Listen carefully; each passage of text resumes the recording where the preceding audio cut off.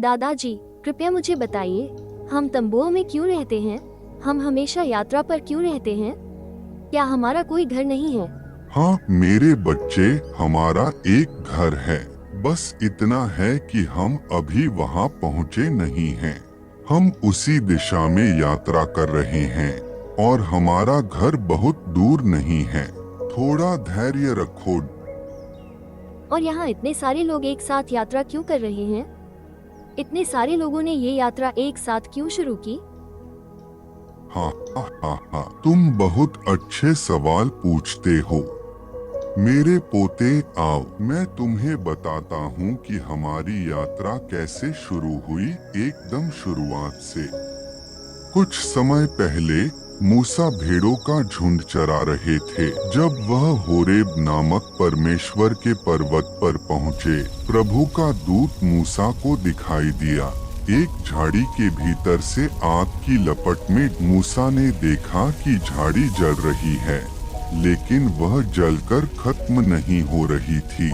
परमेश्वर ने उस झाड़ी से पुकारा और कहा, मूसा, और पास मत आओ, अपनी चप्पलें उतार दो, क्योंकि जहाँ तुम खड़े हो वह पवित्र भूमि है। मैं तुम्हारे पिता का परमेश्वर हूँ और अब्राहम का परमेश्वर हूँ। मैंने मिस्र में अपने लोगों की पीड़ा देखी है और उनकी पुकार सुनी है। मैं उन्हें छुड़ाने आया हूँ और उन्हें दूध और शहद की भूमि में ले जाने आया हूँ। मैं चाहता हूँ कि तुम फिरौन के पास जाओ और मेरे लोगों इस्राएलियों को मिस्र से बाहर ले आओ। हे प्रभु, मैं कौन हूँ कि मैं फिरौन के पास जाऊँ या इस्राएलियों को मिस्र से बाहर ले आऊँ?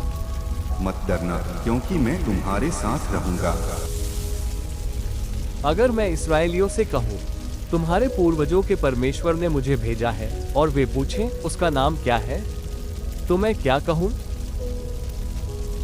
उन्हें कहना, तुम्हारे पूर्वजों का परमेश्वर और अब्राहम का परमेश्वर ने मुझे तुम्हारे पास भेजा है। लेकिन मैं जानता हूं कि मिस्र का राजा फिरौन तुम्हें जाने नहीं देगा, चाहे बलपूर्वक भी क्यों न हो। इसलिए मैं अपना हाथ बढ़ाऊंगा और मिस्र को अपने सभी चमत्कारों से प्रहार करूंगा,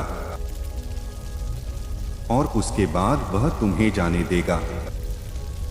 अगर मेरे लोग मुझ पर विश्वास न करें और कहें, नहीं, प्रभु तुम्हें दिखाई नहीं दिए, तो मैं क्या करूं? अपने हाथ की लाठी को जमीन पर फेंको। अपना हाथ बढ़ाओ, सांप की पूंछ पकड़ो। जब मूसा ने उसे पकड़ा तो वह सांप फिर से लाठी बन गया। इस महान चिन्ह से वे विश्वास करेंगे कि इस्राएलियों का परमेश्वर तुम्हें दिखाई दिया है।